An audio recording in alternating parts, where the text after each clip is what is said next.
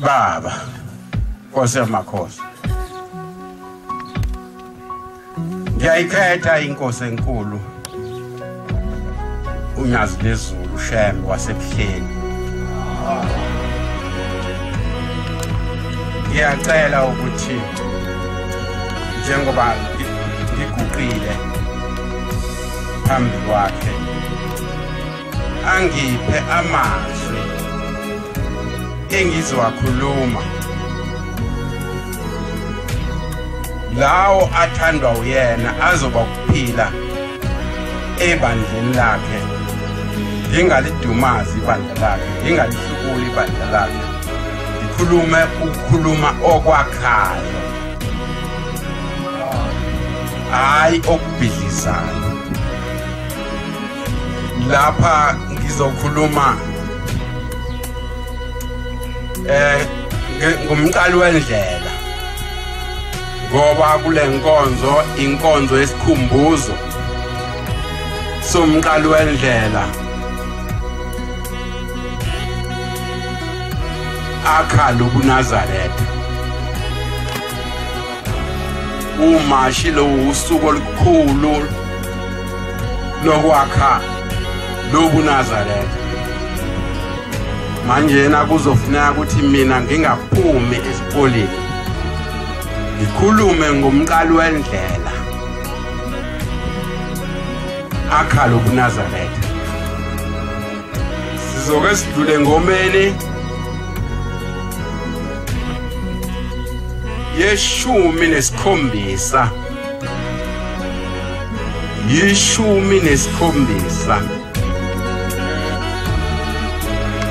17 ngo mhlambe amavesi azoba mathathu ngoba ngizobe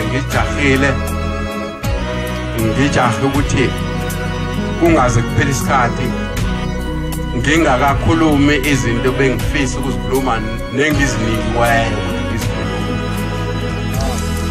Amen.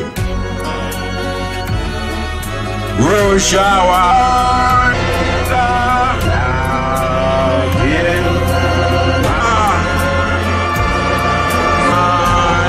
ngiyaphinda ngiyayikhetha inkosi enkulu uNyazi lezulu lasebuhleni. Amen.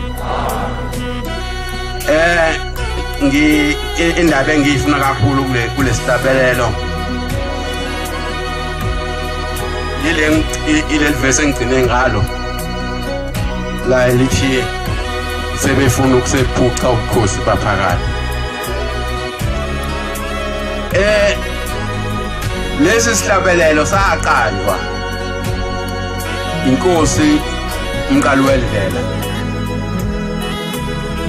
Sengizokhuluma ke ngomlando kuze kuzotholakala lesihlabelelo.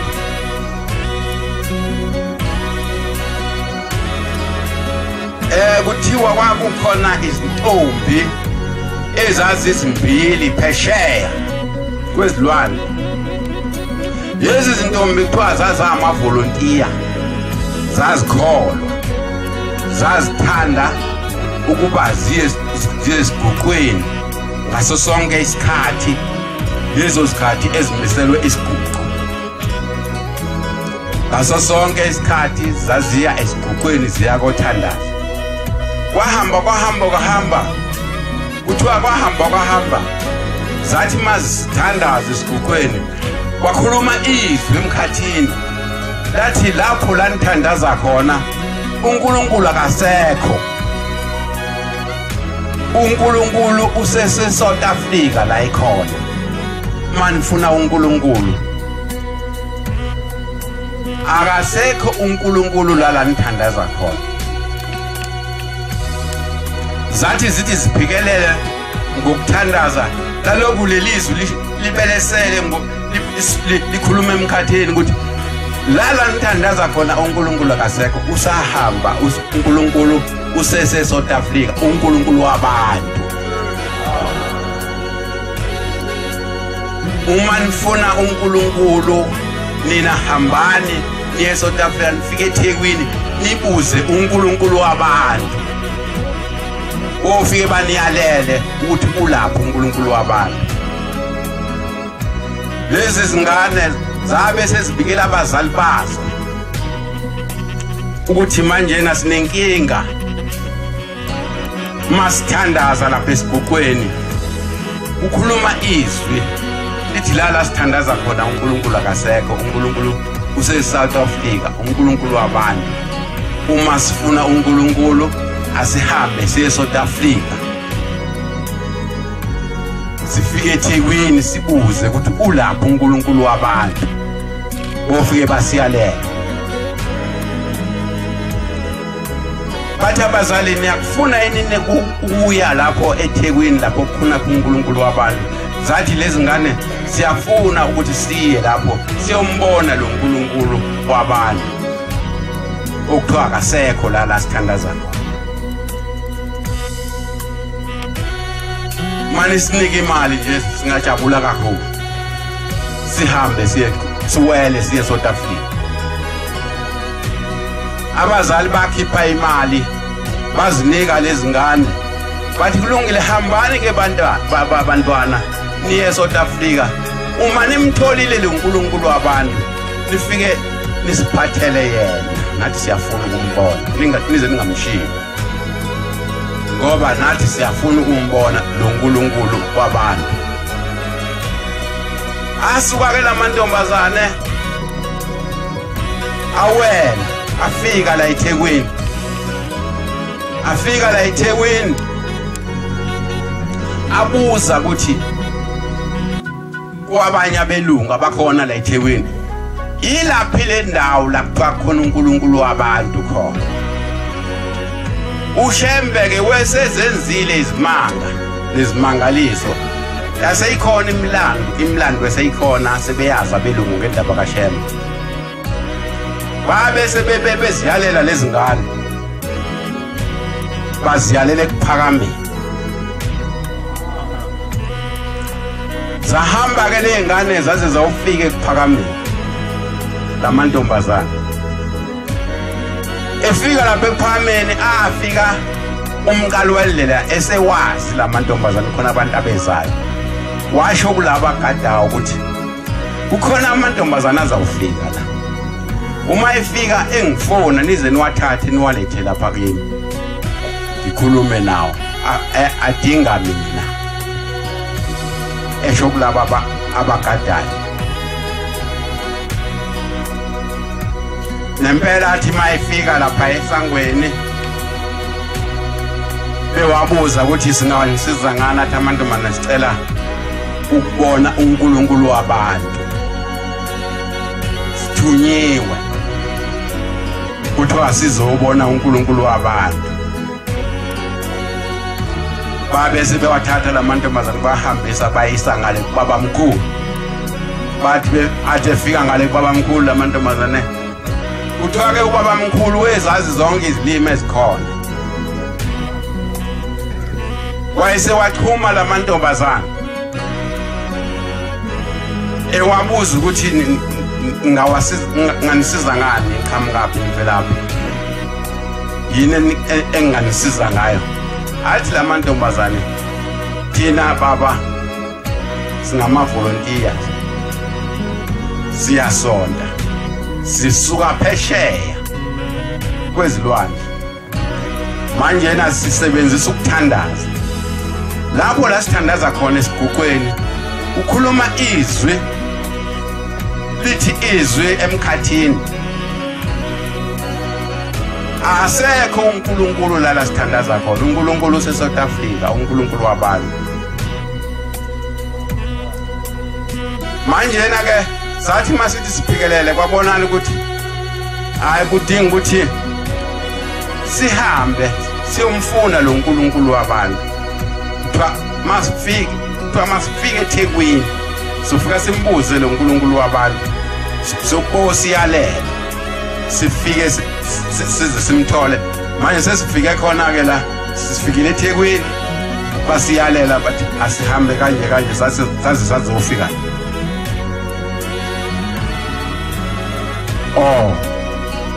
manje na ke nithini ke athi lamantombazane cha sesiyabona ukuthi simficile uNkulunkulu wabantu. Amen. Uyena lo esikhuluma naye. Amen. Manje nithi ke nginenzeleni. Athi ke lamantombazane bathe abazali bethu uma simfica lo uNkulunkulu wabantu simthola size simthathe sibuye naye nabo bayafuna ukumbona.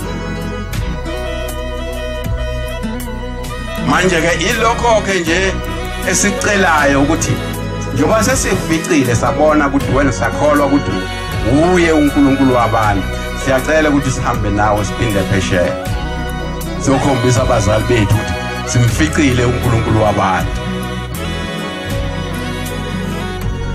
Lase lithi izwi cha bantu bami ngeke ningithole, ngeke ngihambe nani, kwenele lokhu baningibonile, kodwa ukuthi ngihambe nani yephesheya ngeke, angabelwanga kanjalo. Akushongo ukuthi angiwele ngiyephesheya. Uma ngabe nje ningificile, baningificile nje uningi. Asithi zithi le ngane obona ngani ekhaya ukuthi simtholile uNkulunkulu wabantu. Wathi bazobona, wathi umqalo wendlela bazobona ukuthi ngimtholile. Lungile eneliswane nina yiloko engitshena kona ukuthi cha hambani nifike nibatshene nimficile ke uNkulunkulu wabantu. Ukhona impela la eSouth Africa. Ayibonge inkosi. Zabe sesisuka ke lento sikhathazekile ngoba zazifuna ukuba sihambe naye ubaba mkhulu. Sase ziyahamba ke zaphinda phesheya. Lesi sihlabele ke wasala wasiqamba ama-Afrika lawa yithina. Uthi ke phaphamani ma-Afrika usho ukuthini ngoba sebefuna ukusephuca lokukhosi baphakathi. Uthi kube ngivumile ngahamba ngaya phesheya ngahamba nalezi ngane. Mbeni ngeke niphinde ningibone. Bekodayiswa ngami phesheya. Iminute neminute kube imali. Ukungibona kube imali. Ukukhuluma kube imali.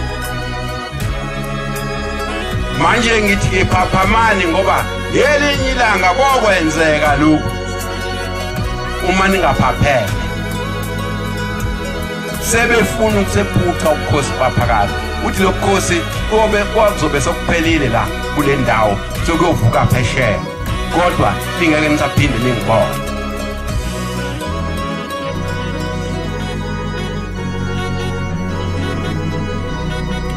Usho kanjalo kolomlando. Zasizihamba ke lezi ngane zaphukela phesheya ke zafike zabatshena abazali simtholile uNkulunkulu wabantu, kodwa akavumanga ukuthi sihambe. Uthi akathunywanga phesheya, uthunywe eSouth Africa. Idluleke lapho ngesikhathi ubaba mkhulu eqeda umsebenzi wakhe ewuzelela. Uthi manje sengikwenzile konke engithunywe kona, lemithetho sengiyibekile yonke okuthiwa ngiyibeke yaleli sonto. Engicela ningisize ngakho-ke le mithetho nize ningayingezeleli futhi ningayiphunguli. Uyeza okuyena onikiwe amandla ukuthi le mithetho ayingezelele noma ayiphungule, ozohlala kulesihlalo engihleli kusona. Wayesho nje ngaleso sikhathi ke amakhosikazi la ayisagqoka amalokwe engakazifaki inkehli engakazibhinqi isidwaba. Ngaleso sikhathi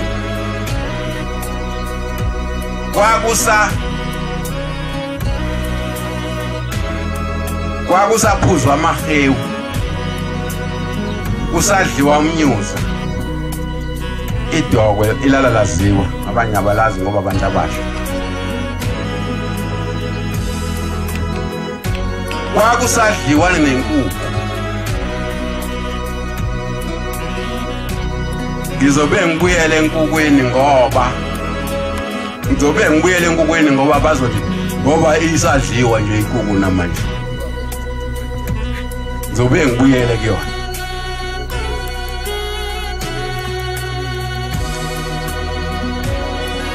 Wahlala wasehamba ke umqalo wendlela. Wahlala ilanga. Uma lihlala ilanga zonke izinto ezengezelelwayo kuleli sonto zingezelelwe entabeni yomhlangano. Neziphungulwayo ziphungulwa phezulu kwentaba yomhlangano. Kodwa ziphungulwa umnikazi osuke ehlele esihlalweni.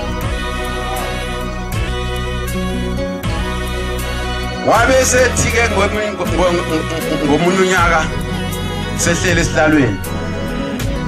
Amakhosikazi yithi akafake izinkehli. Amakhosikazi abhinqe isidwaba. Amakhosikazi afake ubuhlalo.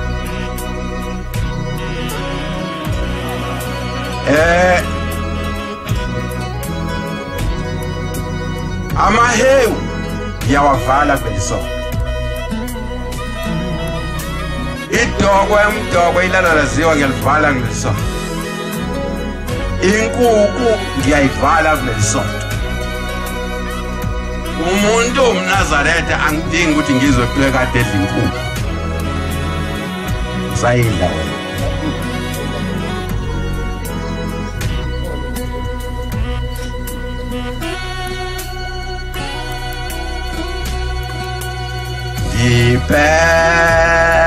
Baba yezi yendlebe yezi ifula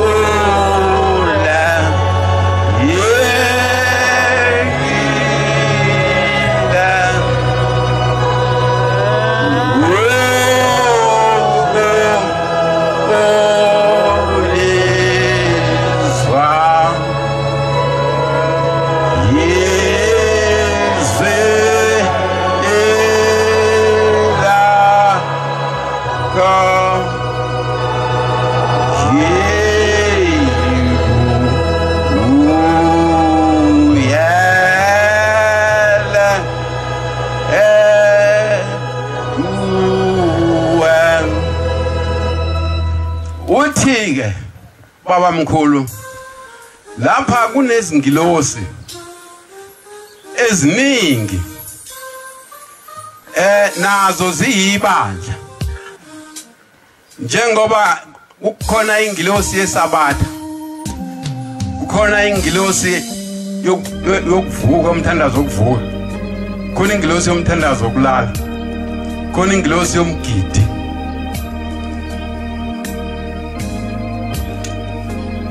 ukhona ingilosi eziningi ngokuhlukana kwazo zonke le ngilosi zinomsebenzi eziwenzayo khona ingilosi yomsebenzi uma usebenzile la ethempeleni uthole lokho uthole ukusiseka uthole lokho okufisa ukuthola amen uthi uDuma owayehamba nawo baba mkhulu kwakuthi makusetshenzwa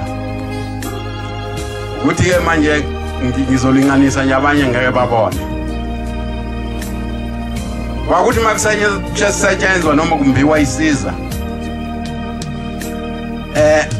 amadoda emba ngamapiki nangamafosholo ethelela abakhosikazi endishini nasembengeni nakuonyazi ethatha olahla lapha lafanele lahle khona ngwayisiza ehamba phakathi kwabo afikela kuphela khona isiza akhapheze alahla aphinda hambe phakathi kwabo abehamba ayengala afikela laphela khona isiza akhapheze alahle athi abuya eme athi bantu abami ningibona ngenza kanjena nje ngifundisa ingilosi umsebenzi wayo edinga amawele uma ngisuke ngilahla ngale ngisuke ngilahla izinsizi zenu uma ngibuya ngizolahla ngala ngisuke ngilahla izifo zenu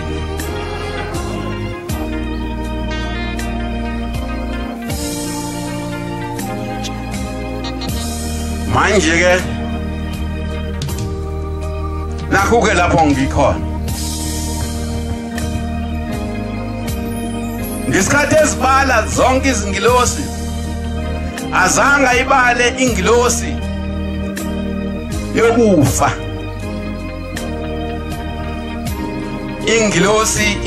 wazibala zonke ingilosi kodwa azange ayibale ingilosi yokufa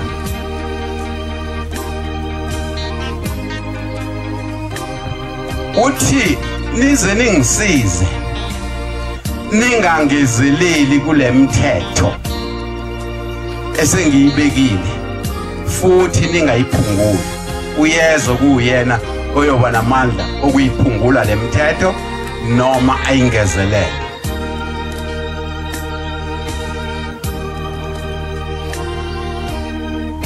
sithe sathuka manje sokugidelwa umngcwabo engazange asho ukuthi umqalo wendlela akugidelwe imingcwabo engazange ayasho ukuthi kukhona ingilosi yasemingcwabeni edinga igidelwe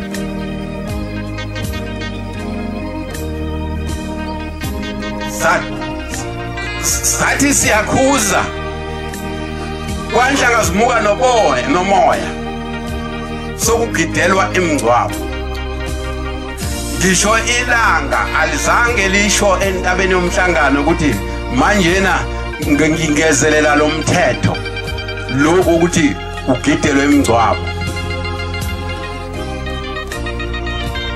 sokugidelwa imingcwabo manje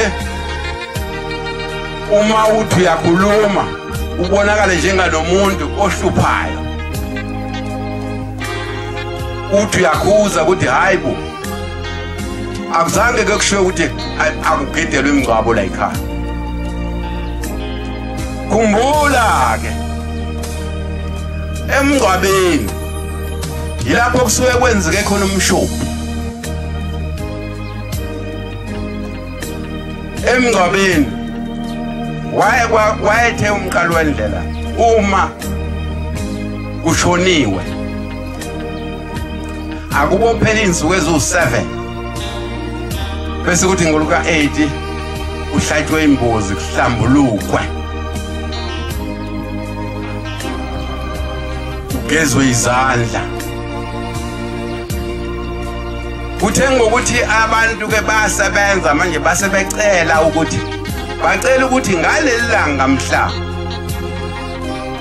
kungcwatshwa ihlatshwe lembuzi bese kuyahlanjulukwa inyongo nomswane nalaba yana ke abambayo babuyisa amapiki abo namafosholo abo bawabekela uthelwa amanzi endishini kwenzinye indawo alithelwe indawo ezimbili amanzi athathwa abekwe ngale hlangothini lamakhosikazi amanye abekwe ngala asehlangothini lamadoda ukhanyelwe inyongo nomswane nangala inyongo nomswane ugezwe izandla uhlambulukwe laba abamafosholo namapiki bachela amapiki abo ngoba akufuneki mangabe bagoduke nalezinto baye emizini yabo ngoba kade sike emshophi bathathe umshophi bawise emizini yabo. Wena ke uthathe isigubhu ethempelini, wathatha imbotshiki ethempelini, uhamba nayo waya nawo lapha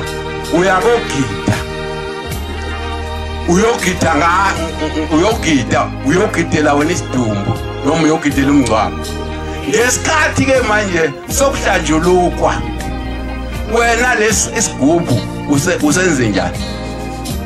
Nale mbotshiki usenze njani? Uyahlambuluka wena, uyazigeza izandla ngoba udla so uthatha isigubhu mase uphinda naso uyosibeka ethempelini sona singahlamjululwanga,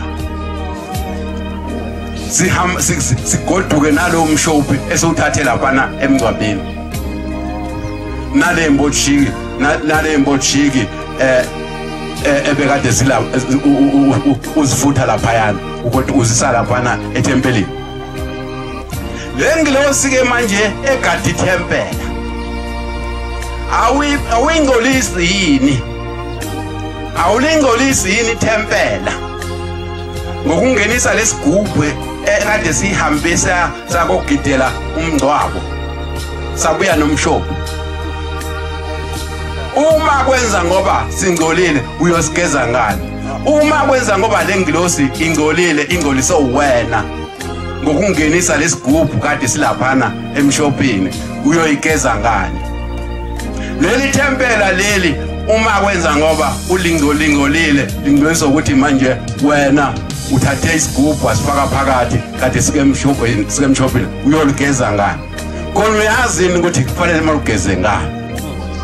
Uyazi yini ukuthi la ekhaya ubungcwele bokuqala isigubhu? Uma kuthintwa ubungcwele nje phakathi isigubhu thatha isigubhu bese kuthintwa ubungcwele. Wena uthatha lesigubhu manje usisaphi emngcwabeni uyosingcolisa. Niyasina lapha emngcwabeni, abanye basina nangamahawu nangamashwa. Usuthatha leli shoba lakho nale hawu lakho usuyahamba ebuhleni, uyafika lapha ebuhleni uyavunula uyathatha uyahamba uyaphezulu lapha emgidini usuyongcolisa wonke lwamgidi lo, ungcolisa abantu, ungcolisa ingilose usisa ithi ngale hawu lakho nalo ngoba wawu kade ulise uhambe nalo waya emngcwabeni ubuya nalo silingolila aligeziwe. Ingilosi seyahluleka manje ukwenza umsebenzi wayo ngawe. Ingilosi yahluleka ukwenza umsebenzi wayo ethempelini ngokuphilisa abantu ngawe ngoba ufake isigubhu ethempelini singcolile singageziwe. Usisaphi sona isigubhu emngcwabeni? Ubani wathe isigubhu sifanele siye emngcwabeni kuyoselwa isidumbu? Uthi uMadlala umfundisi ithe ilanga lamalanga, mfundisi Madlala hamba utshena abantu ukuthi abangabagideli abantu bakabheka bezayo, ngoba abantu bakabheka bezayo abanaso isabelo somgidi, bazofa baphele uma begidela abantu bakabheka bezayo. Ngoba abantu bakabheka bezayo bazothi mase bekhumbule umgidi bese bebulala umuntu, ngoba awukho umgidi oqondiswe ukubona ukuthi akuhanjwe ukugidela abantu bakabheka bezayo. Nina ligidela abantu abazange abantu bakulalele lokho, kunaloko baqhubeka bagidela imingcwabo. Namanje basayigidela ngenkani ngoba nifuna ukulalela. Inkosi seyiziyamemezela yona mathupha eKenani, yathi make yezwa nje mina ngihlale ngikhuluma ke njalo ngijabule kakhulu uma inkosi imemezela eKenani.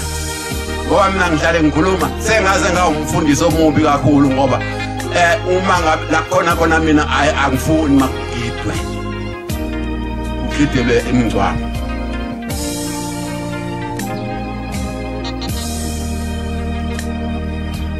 Ngithi-ke engathi singakulalela lokho kushiwoyo ngoba yathi inkosi umqali wendlela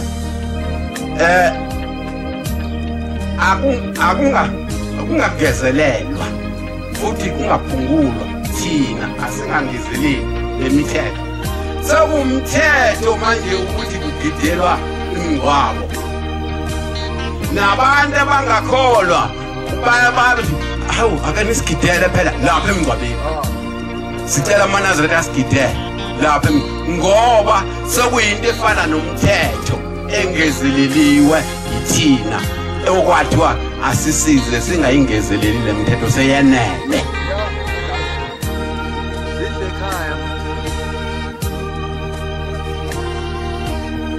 Ngiyahlupheka ngoba sesiyafaka thina manje esibadala sibuye sisiyazi imilando. Mina sengino 79 namhlanje nje njengoba uqala uMashi nje oka9 lo 79 years old. Iminyaka yami yokuzalwa ngazalwa ngayo uMashi. Inombolo yami nje lokhoze ID ithi 310 370 310 52 44 087. Inombolo ye-ID yami le. Ufundile uzokwazi ukuyithayima ukuthi le nombolo ihlangana kanjani noMashi. Osala wena kungafundi thina sifundile ke nje.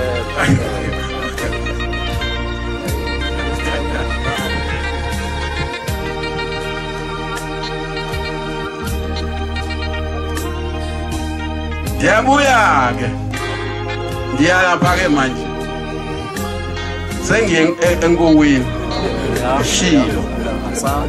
ngishilo ngathi ngizobuyela enkokweni ngoba ngithintile ke yona ngadlula.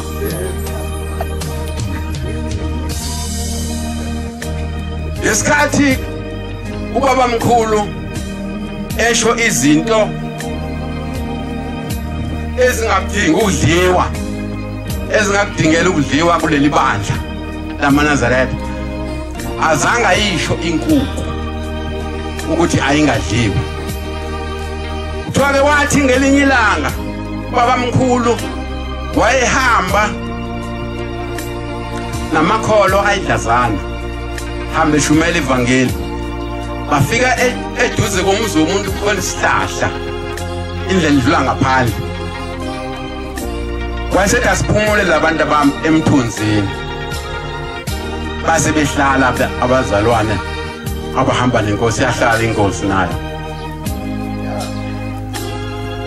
Waseqhamukisa ngoma sizihambela nje ngendlela inkukhu zalomuzi zihamba yonke le ndawo. Sadlula sathi masithi udlula kancane nje sase sifele isikhwehlele sangoma. Yase inkukhu isiphuthuma isidla lesikhwehlele. Wathula ubaba mkhulu wayibuka le nkukhu. Sathi mase simama lapha sangoma wakala ukuthi mayikhuluma nabantu ngeke sisezwa. Wathi bantu bami nibonile into enziwe inkukhu. Bathi abantu siyibonile baba. Yenzeni inkukhu? Bathi baba idle isikhwehlela sesangoma. Wathi kusho ukuthi inkukhu le ayihlambulukile ingcolile. Njengoba ngingazange ngisho ukuthi le inkukhu ayifanele ukudliwa. Sengiyasho ke manje ukuthi inkukhu ayifanele ukudliwa umuntu wokuNazaretha. Kodwa ke abantu abami ngoba niyahala. Niyahlupheka niyahala. ivaleleni inkukhu insuku ezu7 bese kuthi ke ngeluka 8 bese ayihlambulula bese uyayinqoma.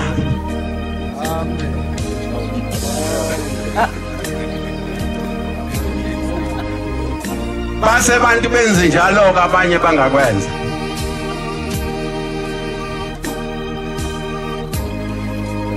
Uma ke uhlala isihlalo ilanga lihlala esihlalweni lithi ke mina angiyikhuluma indaba yenzuku ezu7 ezasho ubaba. Mina ngithi umuntu omNazaretha akayidli inkukhu esho phezu kwentaba. Umuntu omNazaretha akayidli inkukhu.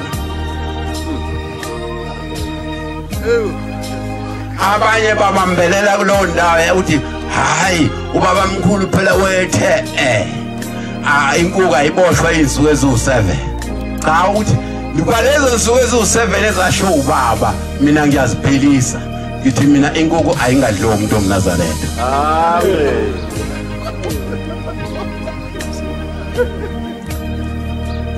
Baqalane sela eliwe kuthiwe kuthiwe inkosi la ilanga lalibuthwa ngoba abantu babe ngabaningi ukuba khona isikhathi sokuthi kuhlalwe ubuthwe ilanga lesixoxisa izindaba. Baqalane intombazane le ihlela eduze kwakho baba usayidla inkukhu. Buza kule ntombazane inkosi la Baqalani usayidla inkukhu uthi kubaqalani cha baba angisayidli. Uthi ke lizikilanga unenhlanhla kanami umuntu odla inkukhu akangeni ezulwini.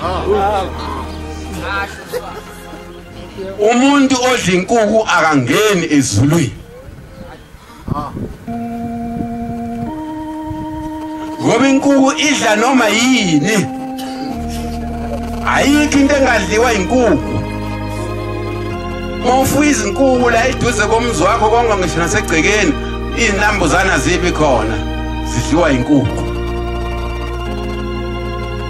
Yonke into inkukhu iyafana nengulube. Uthi inkukhu iyafana nengulube ngoba idla yonke into.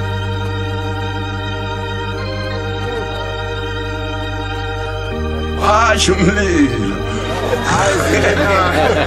akhuluma ngontandokazi ke manje inkukhu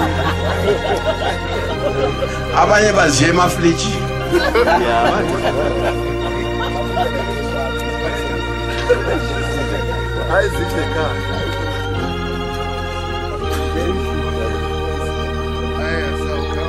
ibuyela lapha ke wena uthi wena hayi mina ngoba angidli lenkukhu le efuywayo ngidla yasesitolo. Le yasesitolo yokwakhiwa hayinayise. Into isilwane esingenayise asihlambulukile asifanele uNazaretha. Isilwane esingenayise asifanele umuntu omNazaretha asihlambulukile. Ake ngifunde le ncwadi. Levi 20 verse 7. Le ncwadi ayivama ukufundwa inyanga yezulu. Levi 20 verse 7. Fundele mangabe uyithola.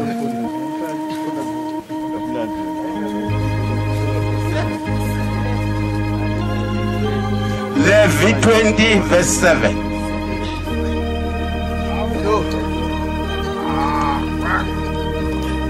Ngakho zingweliseni nibe ngcwele. Ngakho zenzeni nibe ngcwele. Ukuba nginguJehova uThixo wenu. Ngokuba mina nguJehova uThixo wenu. Anogcina imithetho yami. Anogcina imithetho yami. Niyenze nginguJehova oningcwelisayo. Niyenze ngoba nguJehova onenza nibe ngcwele. Amen. Mawudla inkukhu usangcwele. uma udlala inkukhu okuthiwa ungadliwa wena usangcwele engena baba nenobaba ziyafana ngoba lalelana niyabona kumanje nje kunabantu abasha abayizingane abanesifo samathambo esifike nale nkukhu le engenayise abantu bonke manje sebegula ngamadolo bahamba bevendlezela ngoba badlala inkukhu ezalwe inesifo samathambo. Inkukhu le engenayise inesifo samathambo ngisho ihamba idivendle ilale phansi ngesisu ngoba kugudlana amathambo.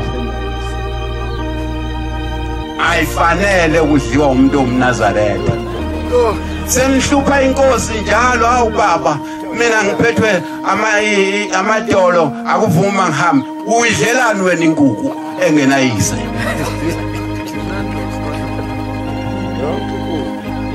Uyidlelani wena inkukhu? Thina esikhatheni esazala ngaso yayingakabi khona inkukhu yokwakhiwa. Abantu babephila saka. Kwengekho umuntu onesifo samathambo. Wena sewuyaziwa nasekhemisi mawuqhamuka ukuthi nangu uzofuna amaphilisi amathambo.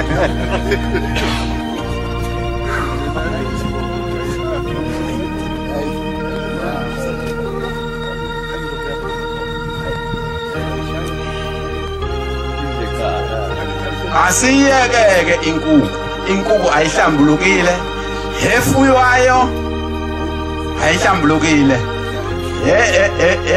Ile nkukhu ethengwayo esitolo yokwakhiwa ayihlambulukile. Azonke le nkukhu azifanele kudliwa umuntu omNazaretha. Amen. Dlula lapho qhelezi. Dlula lapho tizi. Sengiyake manje etshwaleni.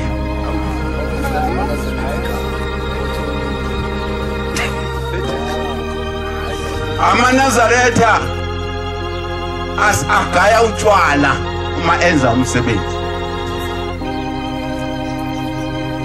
Wakuthiwe umuntu oyinazaretha akangabugayi utshwala noma ngabe wenza umsebenzi. Ungakuthinti ngisho nangesandla. Ithi inyanga yezulu nina maNazaretha abantu bemindeni yenu nibenza on and off ngoba nifike nibakhiphe esikogweni nibafake ezulwini bese nibuya nenza utshwala bakhishwe sihambani yophuza utshwala. Ngesikhathi bebuya laphana kade sebephuza utshwala kuthiwa wo imani ngcolile phindana emuva nephuza utshwala.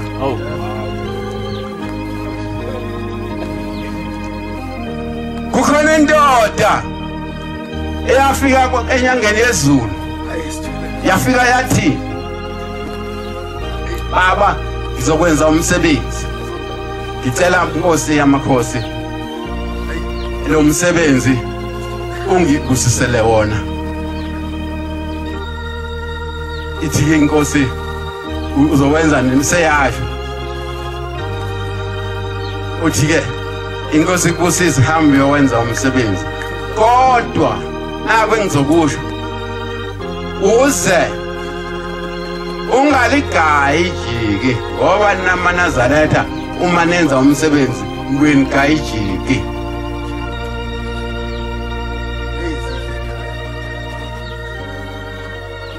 Wathi hayi baba ngeke siligayi aseyahamba. Ngaleso sikhathi zazingakabhalwa izincwadi uma usuke umuntu emema noma emndenini. Seyaphuma ke seyasuka kuyahamba ke hambe mema umeme umndeni uma efika noma lapha khaba bomncane awu sabona ndodana oh yebo baba mncane awu ngabe kwenze njani hayi baba mncane zokubikela nje ukuthi soba nomsebenzi kule nyanga hlakabani so hlaba inkomo lapha ekhaya. Oh awuyaza inhlekele yonto uze usizeke ndoda nigayitwala phela ningayenzi lento enizayo mana zethu amuntu aqhumuze enkulu inkabi le uyasuka lapho akaligayi khumbule phela ukuthi baba mkhulu no mkhulu babe phuza uma ngabe wena ungezi lugayi ngeke thina siye emzini wakho hayi kulungeleke umuntu oncane ahambe khuluma eshumayela ivangeli bemtshena into ukuthi into eyodwa ukuthi akagayiji uyafika ekhaya nkosikazi hayi icala liyasilahla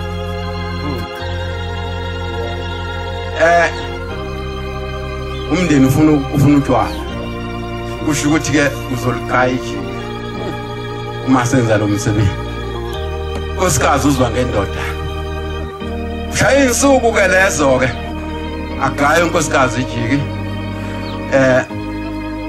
ufika umndeni uhlatshwe inkomo kudliwa inyama kuphuza utshwala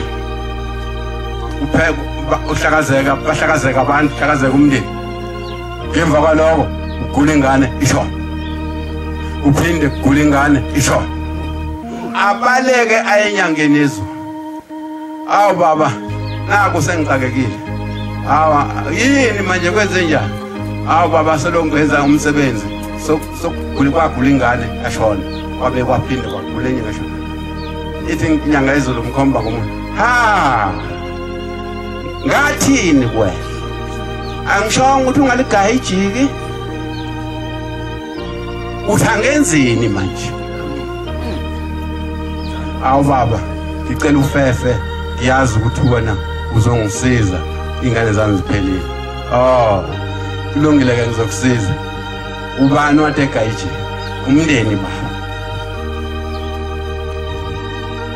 hamba ke uma ungenazo imbuzi uthenga imbuzi mayikhona ubambe sibayeni hambe uye emsamo ufike uxolise emndenini uthi uyaxolisa ngeke uphinde uligaye ejiki uma wenza umsebenzi zobe seziyayeka ke ingane zakho ukufa nempela ke ingane wayahamba le ndoda yafika yashisa impepho yase ikhuluma emsamo yaxolisa emndenini yayihlaba imbuzi yayiphanyeka phezulu yabe seyidliwa ngakusasa kwabese kuyema ukufa kwezingane amen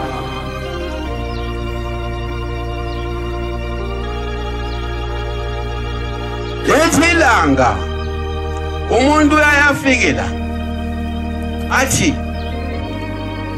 mama nginikelela umsebenzi engizowenza nginikela umsebenzi engizowenza uzowenza nini abesesho kulungile ke inkosi kusise abese uma efika ke ekhaya kushaya lezo nsuku abese wenza umsebenzi agayijiki uthi sibese sisuka ke ngomoya thina boshembe sesiyobusisa lo msebenzi usethi siqhamuka nje esangweni sibe kuba kuza insosho yephunga lotshwala uthi bese siyema kunutshwala la kulomuzi ugayiwe uthi bese ngiyajaba uthi ngibese ngiyajaba ngibese ngijika ngiphindele emuva ngasawubusisanga lo msebenzi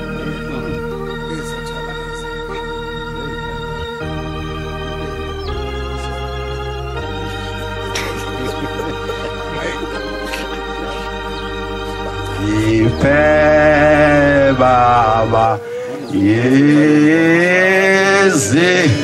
yindebe yezi evula yegila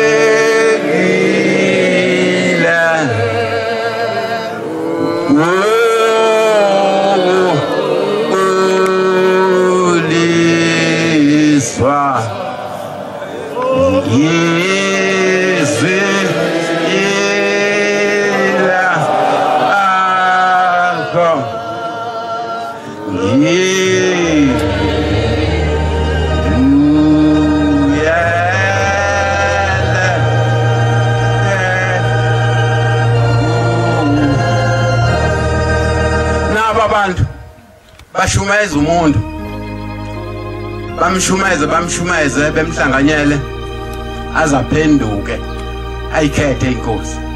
Uma seyikhethile inkosi waseyabhabhadisa waqeda useliyabuza kubaphenduli bakhe uthi manje na mina bengithi ke mangenza umsebenzi ngiqhaye utshwala manje ngisengizokwenza njani nje base ngisonta kulisonto leni nje bese bethi abanye hayi khululeka liyagaywa ijiki lelisonto bese bethi abanye hayi aligaywa ijiki lelisonto abesethi hawu uma kanti manje nina senihlukene phakathi abanye bethi liyagawa ijiki lelisonto abanye bethi aligaywa ijiki aligaywa ijiki lelisonto ngizokwenza njani mina bese ethe qhamuka omunye athi uyabona into ezokusiza hambe ebuhleni ufike unikele sokuthi ngolenkosazana ufike unikele uthi noma u10 rand ubeke phezulu kwetafula uthi uphendukile kulisonto uphendukile manje abantu abakuphendulile uma ngibuza ukuthi ngenze njani njengoba mina bekade ngigayijiki mangeza umsebenzi ngiligaye noma ngaligaye abanye bathi angiligaye abanye bathi angaligaye. Impendulo yothingo ithi usubhabhadisiwe na ithi uthi ke lo mzane sengibhabhadisiwe hayi kuhleke masubhabhadisiwe ubothi ke mawenza umsebenzi uhambe uyothenga ama drink uhambe uyowabeka emsamo ubatshena abantu bakini ukuthi nansi nalijiki eliphuzwayo la ekhaya manje asisaliphuzi lijiki leli ebekade niliphuza uqala elimuncu.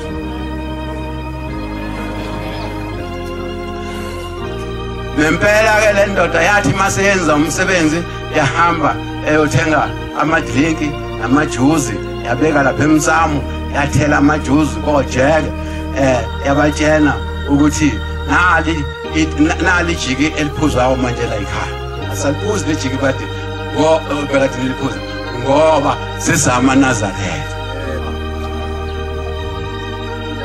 Wathi ke ngemva kwaloko bafika amakhehla athi hawu kodwa ngokade uhlelephi nalelijike limnandi kangaka ososipha lona namhlanje ungabuye uliyeke lelijike elimnandi kangaka osipha lona usigayele lona njalo. Abanye bathi hawu waze wayibamba uchiliza inkonzo wena uthe akwandise kumphathi wenkonzo. Amen.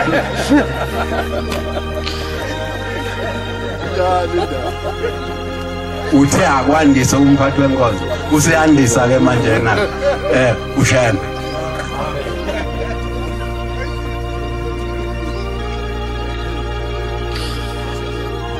Ngibuyela phi ke manje ngibuyela la engulubeni. Yeah. Ngifika lapha ngifika lapha supermarket eScotland nali khaladi le ntombazane lihamba la emafrijini amakhulu ngithi nawo sawubona mntanami ithi amkhulu ngithi mina awangisize ngakusiza ngani mkhulu ngicela ungikhombise upholoni wenkomo ngicela ungikhombise upholoni wenkomo senguphethe ibasket ngiyagcwalisa la basket iyangibuka ithi hayi mkhulu awukho upholoni wenkomo Hawu awukho upholoni wenkomo upholoni okhona wenkukhu lo pholoni lo ubonayo lo phiki umexiwe yigusha inkomo igusha inkomo ingulube yeah igusha inkomo ingulube lo pholoni opinki umekisiwe awukho pholoni wenkomo nje straight Ngofuna ukupholona ngamexiwe nangu wenkulu. Athi ngaye ke ngiyaxolisa ke ntombi yami ngoba nayo lo nkukhu angifinyeleli kuyona. Hawu. Asengihamba ngiya lapha esikalini. La kokwa khona. Uma udla ke wena upholoni lo opinki udla ingulube. Hawu. Ibanzi. Udla ingulube.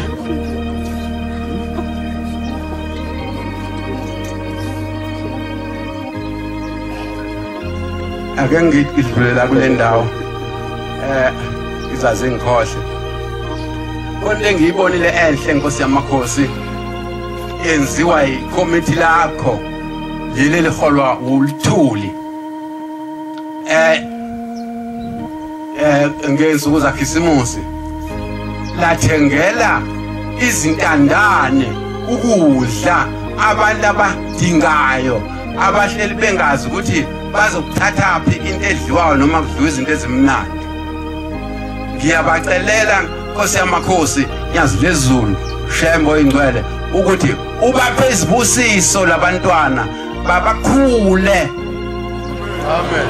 Benze into enhle kabi bapha izinkedama abantu abangazi ukuthi bawolala bedleni makudliwa izinto ezimnandi bona bayabuka izingane zabo zihambe ziyohlala zekomakhelwane la zigabiselwe izingane zakomakhelwane ngoba emakubo azikho izinto ezimnandi ezidliwayo.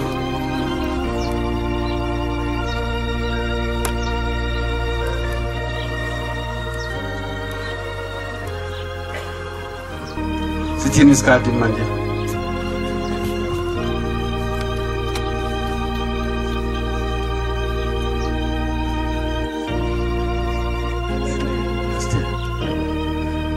Ngiyaxolisa kakhulu. Shayo past 10. Kodwa ke yinina. Entha kwandisa kumphathi wenkonzo. Yeah. Sokuyandiswa ke manje. Umphathi wenkonzo.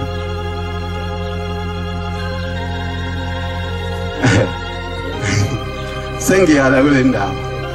Uthi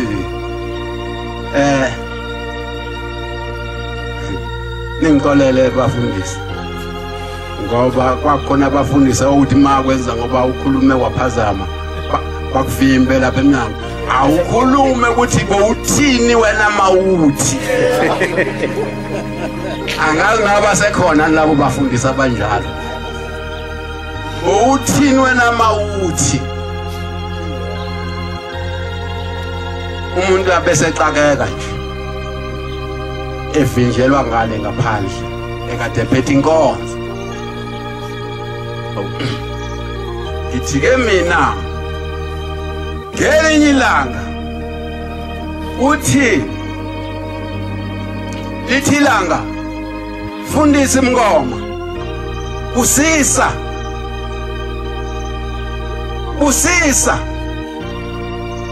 sokuphela inkonzo usiyabusisa ke umngoma usiyathandaza umngoma uyathandaza njengoba sobuzwa ukuthandaza untombele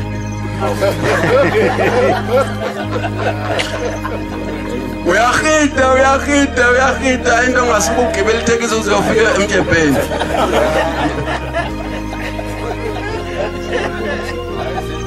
uthi ke amen usethi mfundisi mina bengingashonga ukuthi thandaza ngoba bese kuthandaziwe nawe futhi bese uthandazile bengithe mina busisa wena sewuyasuka uyathandaza umuntu onelungelo lokuthandaza yimina Shem ngoba ngesikhathi nina nithandaza nonke mina ngiyathula ngilalela imithandazo yenu bese ngiyifaka emashalofini ngiyifake ngeendawo zayo ngeendawo nothi mase niqedile kuyima ngiqala phasi ke mina ngithandazela le mithandazo yini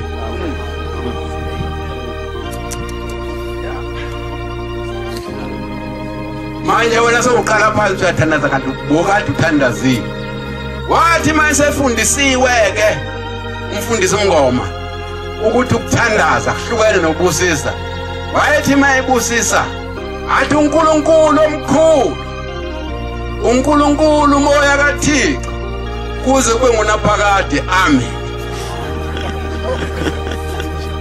seqedile ubusisile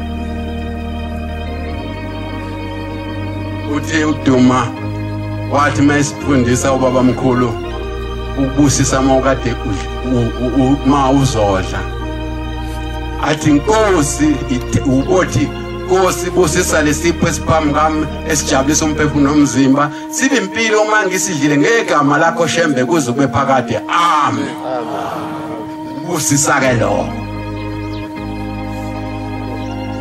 inempandla ilokuze isokufabika kai ikhanda lihleli ilanga lihleli phezulu ekhanda uNkulunkulu wazakha ngokuzazi inwele zisivikeli ekhanda lomuntu siyamsiza umuntu Manazaretha ingcwele ngiyanifisela ukuthi sikwenze okushiwo ushembe singaphambani nezinto ezisho ushembe singagidi emngcwabeni singayidli inkukhu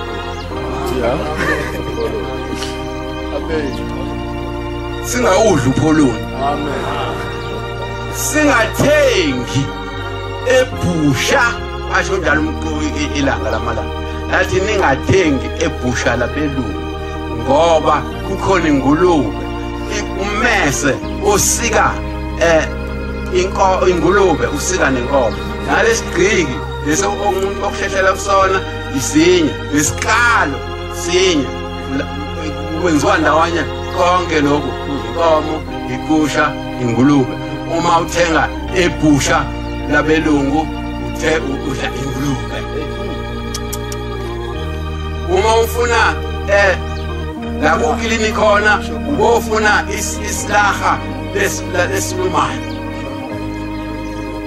Sulumane ahlangana nengulube thenge khona ke inyama yakho ozoyidla ehlambulukile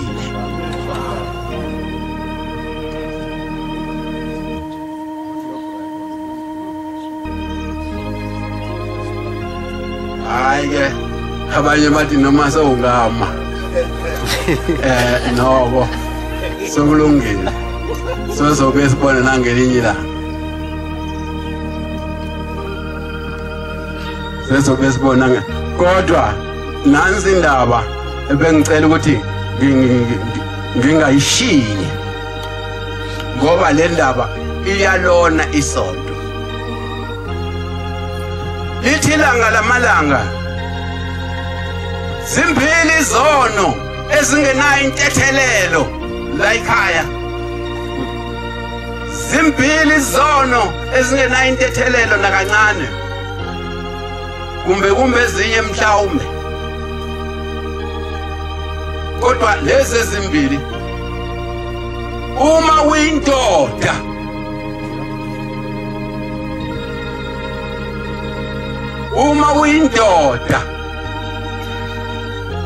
uqomisa enye indoda